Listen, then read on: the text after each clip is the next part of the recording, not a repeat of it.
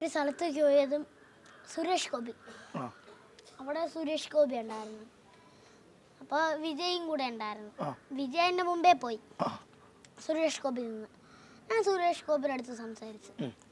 അപ്പോഴാണ് ഇതേപോലെ സുരേഷ് ഗോപി പറഞ്ഞ് ഞാൻ ഒരു ദിവസം നിന്റെ വീട്ടിൻ്റെ പൂജപ്പുര വഴി കൂടെ പോകും. ഒരു ദിവസം ഞങ്ങൾ വണ്ടി എടുത്ത് ഞാനും എനിക്ക് ചേച്ചിയമ്മയും ഞാനും അച്ഛനും കൂടെ പോയി. അവിടെ മറ്റേ പൂജപ്പുര അമ്പലം കഴിഞ്ഞിട്ട് ഒരു വളവില്ലേ, ആ വളവ് തിരിഞ്ഞതും സുരേഷ് ഗോപിയുടെ വണ്ടി നമ്മുടെ ഫ്രണ്ടില് എൻ്റെ ഫ്രണ്ടില് നേരെ മറ്റേ റോഡില്ലേ, അത് നേരെ അങ്ങ് മറ്റേ പട്ടാളത്തിന്റെ ആ വഴി നേരെ പോവാൻ പോയി. ഞാനാണെങ്കിൽ പെട്ടെന്ന്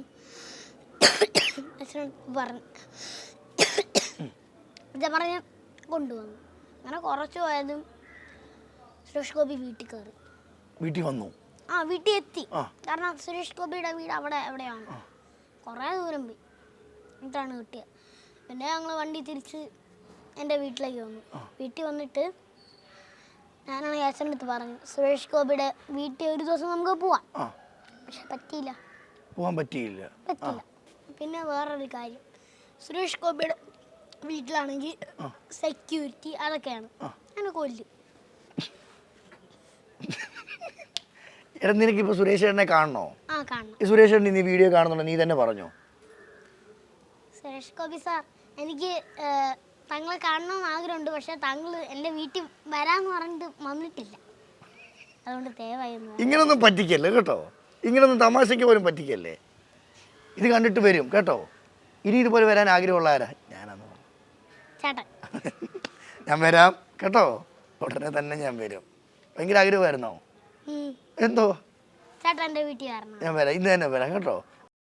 ഇഷ്ടപ്പെട്ട ഫുഡ് എന്തുവാ? ബിരിയാണി ഭയങ്കര ഇഷ്ടമാ.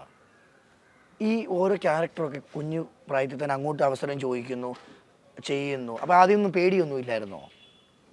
എന്ത് പേടി? ഫസ്റ്റ് എക്സ്പീരിയൻസ് ഒന്ന് പറഞ്ഞാൽ അത് കേൾക്കട്ടെ. ഫസ്റ്റ് എക്സ്പീരിയൻസ് എന്നാ അമ്മ എന്നെ പറഞ്ഞു. ഞാൻ മറ്റേ പറഞ്ഞില്ലേ എന്നാ വീഡിയോ ഞാൻ മൈനസ് ആക്കി കാണിക്കാം. അപ്പം അമ്മയാണെങ്കിൽ കയറിയതും മോനെ ഷൂട്ടിന് വിളിക്കണമായിരുന്നു എന്ന് പറഞ്ഞു. അപ്പോൾ അമ്മ ഷോക്കായി, ഞെട്ടിപ്പോയി. എന്തോ കാണിക്കുമെന്നൊന്നും അറിയത്തില്ലല്ലോ. അത് അപ്പോൾ ഞാൻ വന്നു. അപ്പോഴത്തേക്കാണെങ്കിൽ അമ്മ പറഞ്ഞ്, എടാ നീ വലുതായിട്ട് കുറച്ചുകൂടെ വലുതായിട്ട് ഞാൻ ആക്ടർ തന്നെ ആവും. കറക്റ്റ് അത് തന്നെ. പിന്നെ ഞാൻ കുഞ്ഞിലെ ഞാൻ തൊട്ടിക്കിടന്നപ്പോൾ അച്ഛൻ വന്നിട്ട് പറഞ്ഞ് ഇവൻ ഒരു വലിയ നായകനാവും. നടന്നു. ഈ തൊട്ടി കിടന്നത് ആരാ പറഞ്ഞത് നിന്നോട്? പിന്നെ ഞാനല്ലേ കിടന്നത്, എനിക്കറിയാമല്ലോ അല്ലേ. അതുപോലെ ആയി ഇപ്പം. അപ്പൊ ഇനി ഒരുപാട് സിനിമകൾ ഇനിയും കിട്ടട്ടെ. ആരോട് അഭിനയിക്കണമെന്നാ ആഗ്രഹം? അത് കേൾക്കട്ടെ. വിജയ്. ഈ നായികമാരെ എടുത്താലോ? ഈ 5 ലവർ ഉണ്ടെന്ന് പറഞ്ഞില്ലേ, ഈ വലിയ നടനൊക്കെ കുട്ടുവായി കഴിഞ്ഞിട്ട് ആ 5 പേരിൽ ആരെങ്കിലും എനിക്കൊരു ചാൻസ് തരാൻ ചോദിച്ചാൽ എന്തോ പറയും? അങ്ങനെ എടുക്കാൻ പറ്റും? ഓക്കെ. അപ്പൊ എന്ത് റോള് കൊടുക്കും അവർക്ക്? വേലക്കാരിയായിരുന്നാലും നീ മോഹവല്ലി. എന്തോ ഒരു ഫാൻസ് എന്നറിയോ കുട്ടുവിന്. ഇന്ന് കുട്ടുവിന്റെ ഇന്റർവ്യൂ എടുക്കുവാന്ന് ഞാൻ ഒരാളോട് പറഞ്ഞപ്പം ലക്ഷ്മി എന്നാ പേര്. ലക്ഷ്മി എന്നോട് പറയുവാ, കുട്ടുവിന് എനിക്കൊന്ന് ഫോട്ടോ എടുക്കാൻ ആഗ്രഹമുണ്ടെന്ന്. ഇവിടെ പൂജപ്പുരയിലുള്ള. വിളിച്ചു. അപ്പൊ എന്തു ഞാൻ ലക്ഷ്മിയോട് പറയണ്ടേ? ഇവിടെ ഈ ലൊക്കേഷനിൽ വന്ന ഫോട്ടോ എടുക്കാം. അയ്യോ, അവര് സമ്മതിക്കുവോ ലൊക്കേഷനുള്ളവര്? സമ്മതിക്കും. കുഴപ്പമില്ല, ലക്ഷ്മിയോട് ഞാൻ പറഞ്ഞോളാം. കുട്ടു തിരക്കില്ല, ഫോട്ടോ എടുക്കാൻ സമ്മതിക്കത്തില്ലെന്ന് ഞാൻ പറഞ്ഞോളാം കേട്ടോ. ലക്ഷ്മിയൊക്കെ എന്തോ കാണാനാ. ഈ 5 എന്നുള്ളത് ഇനി കൂടുവോ? ഇനി നാളെ ഞാൻ സ്കൂളിൽ പോവാണെങ്കിൽ അടുത്ത് കൊണ്ടുവരും. സമ്മതിക്കണം കേട്ടോ.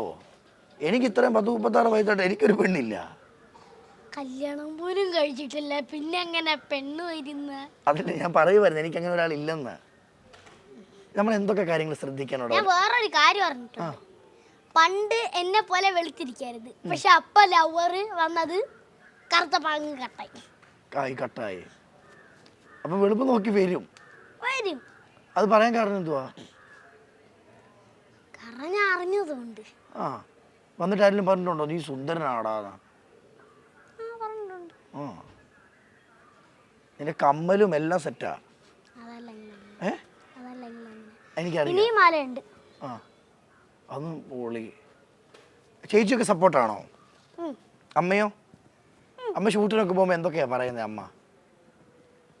രാത്രിയാകുമ്പോ ചപ്പാത്തി അല്ലെങ്കിൽ ചിക്കൻ അങ്ങനെ ഫുഡ് വിട്ട് ഒരു പരിപാടിയില്ല. ഫുഡല്ലേ നമ്മളെ പ്രധാനം. അതെ, ഫുഡ് കഴിഞ്ഞിട്ടുള്ള പരിപാടിയേ ഉള്ളൂ. അത് തന്നെ. കുട്ടുവിൻ്റെ ഒരു ഡെയിലി ലൈഫ് എങ്ങനെയാണ്? രാവിലെ എഴുന്നേൽക്കുന്നു, സ്കൂളിൽ പോകുന്നതുകൊണ്ട് ഷൂട്ടിങ്ങിന് വരുന്നുണ്ട്. എനിക്കിപ്പോൾ ഷൂട്ടിങ്ങിന് വരുമ്പോൾ മറ്റേ സഞ്ജു റമീസൊക്കെ അവരില്ലേ? ആ എൻ്റെ കൂട്ടുകാരാ. എൻ്റെ കൂട്ടുകാരൊന്നുമില്ല, അവനെ വേറെ ഏതോ ഒരു ജില്ലയിൽ തോന്നുന്നു. ഓക്കെ. അപ്പം അവരാണെങ്കിൽ എന്നെ രാവിലെ ഷാർപ്പ് 6 മണിക്ക് വന്നില്ലെങ്കിൽ കണക്കാണ്, ഞാൻ ചാവും. കാരണം എന്തെന്ന് വെച്ചാ എന്നെ വെറുതെ കൊണ്ടുവന്നിട്ട് ഇവിടെ ഇരുത്തും. 2 മണിക്കൂർ കണ്ട് പിന്നെയും ഷൂട്ടെന്ന് പറയും. അപ്പൊ ഞാൻ എങ്ങനെ ഉറങ്ങും? അതാ ഉറക്കമില്ല. ഇല്ല.